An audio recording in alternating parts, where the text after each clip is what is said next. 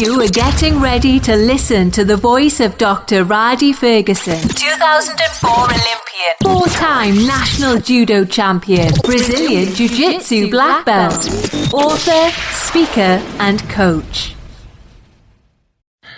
Hey, what's going on, good people? Not going to be long, going to be strong on this one. So I was in the gym this morning with little Rhadi, and today was leg day. And everybody has a great appreciation for leg day because they know how bad it hurts. I did my leg day earlier this week, so I was just in there coaching. She did her, her leg extensions and leg curls in order to warm up. Then she had another leg exercise, and then we moved over to the trap bar deadlift. And she had a couple sets of 15 and 135 to get it, just to get warmed up. Then she hit the 185, and I told her to put a 45 on. So she had 225 on.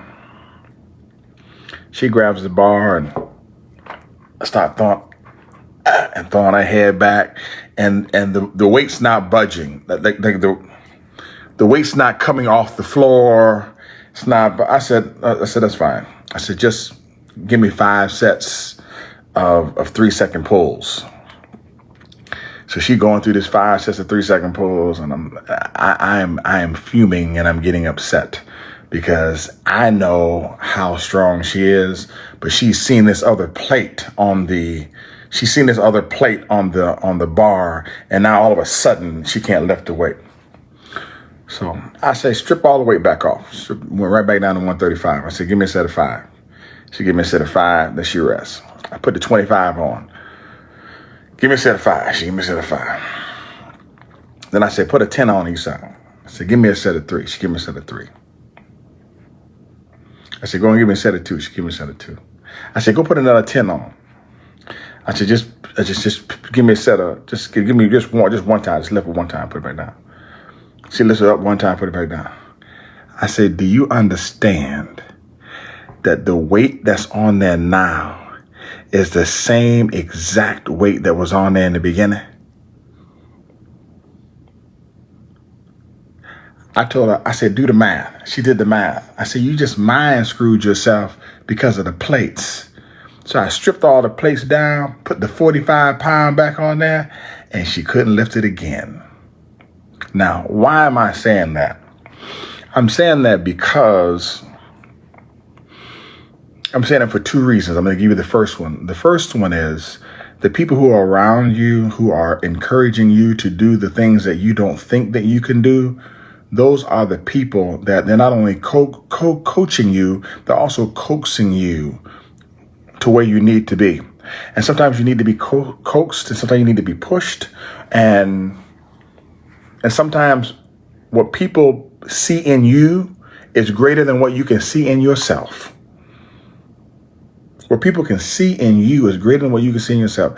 I think the most difficult thing that I experience in the coaching process is when somebody doesn't have the same vision that I have for them. Then we have double vision and we can't see anything. The visions have to be aligned. When you step to the bar, in any bar in life, if you step to that bar with anything outside of I can do all things through Christ who strengthens me, or anything outside of I can, I will, or I must, anything outside of that, anything outside of that, you allow the negative voices to creep in, and when those negative voices are sometimes louder than the quiet positive one. I'm gonna make my second point, but I said this last night in practice. I said, every time that you're doing something, you're going to get 2 sets of voices. I said, which one do you need to listen to? Somebody said the loudest one. I said, you can't listen to the loudest one, because I said sometimes the loudest one is the one that's wrong. I said, always listen to the one that's the positive one. I said, because sometimes there's going to be more negative stuff going on, and then the positive one's going to be a whisper. But you got to close your eyes and focus on that, on the right voice and the right sound, and get locked into that so that you can do what you need to do. The second reason why I want to bring up this point today is because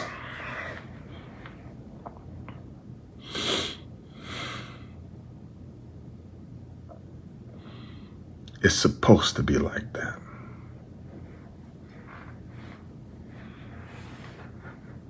Rhadi was in the gym crying today, hollering and crying. I told her, I said, I'm not going to say what I said in here because I was having a world-class coaching moment. I do know this. I do know we got that 225 up, though. I know that. And easy, too.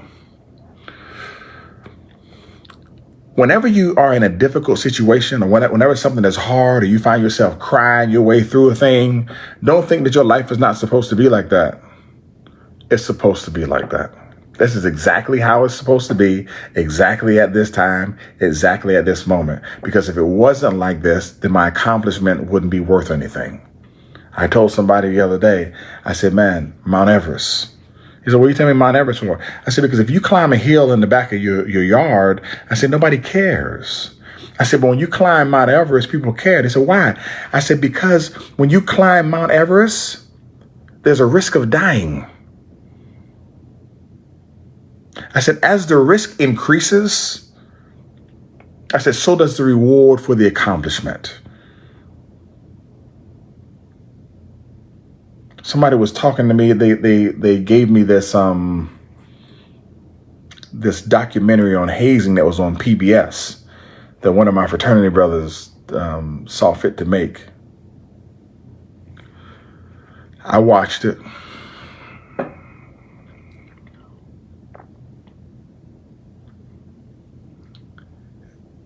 And I will say this.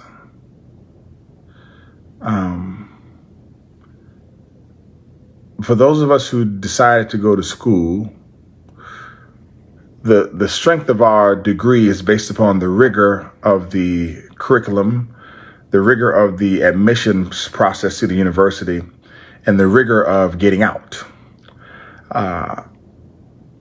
Those who have gone to trade school, the same thing applies. Nobody applauds people who have been married for 3 years. But when you're in an event or a church and they say people have been married for 50 years, people applaud because people understand what it takes to be married for 50 years.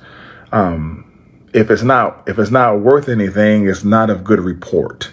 And I never want to get to the point where I tell somebody I'm a Q or I pledge Omega Psi Phi and it doesn't mean anything. And I am not a proponent of hazing or beating or any of those particular things. I am a proponent of rigor.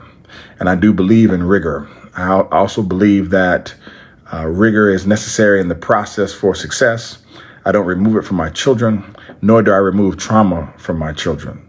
I believe that trauma is good. People try to remove themselves from trauma. There's no removing yourselves from trauma. You can't remove trauma. You can't work around trauma. You have to go through trauma. Yes, it will be a traumatic experience. Yes, it will be a traumatic. If you ask Michael Phelps, he'll tell you. You can look at the documentary called The Weight of Gold. It's a traumatic experience. All of it. Playing football at a high level, being an academician, a world-class physicist, being a doctor, a lawyer, all of it is a traumatic experience. As my mom said, my mom told me that, she says, all of you young people are trying to work around trauma. She said, you can't work around trauma. She said, you got here through trauma. I said, Jesus, don't let her preach. Trauma got you here. You got here traumatically, and you will leave here traumatically. And that's just how it goes. So stop trying to work around trauma. It's how you manage the trauma that's in your life.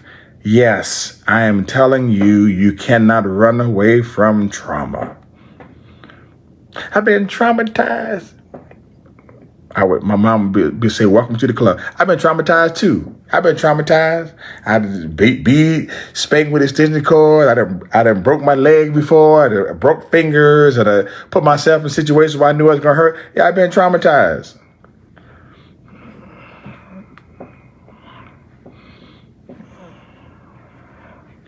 I'm not going to say anything harsh because the statistics are the statistics. Statistically, there are some things that are going to happen statistically to some people statistically, because statistically things happen.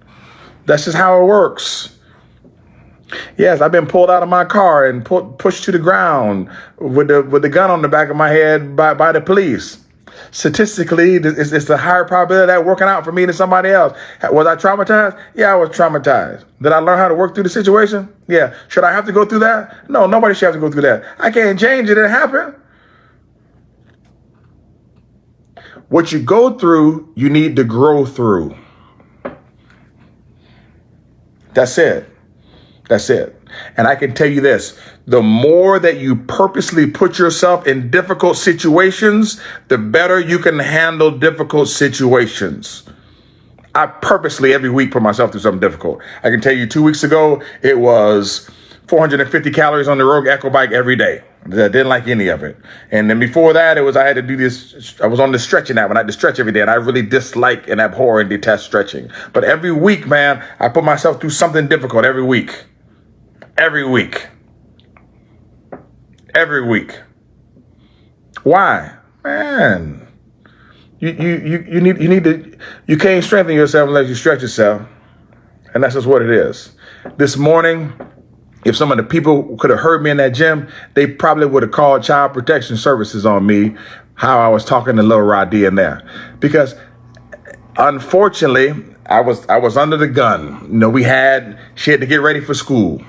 And I said, put the weight on there. I said, lift the weight. I was squeezed tight. I gave all the coaching cues. All those things didn't work. When I began to speak the language of coaches, I began to speak the coaching language to her. When I began to speak that coaching language to her, and I began to verbally traumatize her, that trauma in that situation, the trauma of the situation produced the labor, and the labor produced the birth of the 225-pound deadlift. And when she left, just like everybody else, when they go through labor, once they hand you the thing, you cry through the tears, and that's exactly, you cry and you laugh through the tears, and that's exactly what happened. She cried and she laughed through the tears. And I sent her a text when she went to school today. I said, man, that was big dog stuff, Rhadi, and she put a little heart on it. It is what it is. Here's what I'm telling you. Today, tomorrow, this week, this year, you're going to have things that are in front of you that look like they're going to look like they're too big for you. Make sure you put the people around you who believe that you can handle it, and make sure that you understand that that's just the way it is and that's how it's supposed to be. And then go ahead and handle it. Let's go ahead and handle it. Just handle it. Just handle it. Just handle it. I used to like that show Scandal, and Olivia Pope, she used to say, I'll handle it. I got it handled. Because at the end of the day, people just want to know you got it handled. That's all I got for you today. Step up to the plate, do the big stuff. It's going to be heavy. It's going to be hard. Do the labor. Believe you can do it. Put the people around you who believe in you too, and then make the thing happen. That's all I got for you. It's Dr. Ferguson. Have a super fantastic day. Remember, I love you, but God loves you best. You are getting ready to listen to the voice of Dr. Rhadi Ferguson, 2004 Olympian, 4-time national judo champion, Brazilian jiu-jitsu black belt, author, speaker, and coach.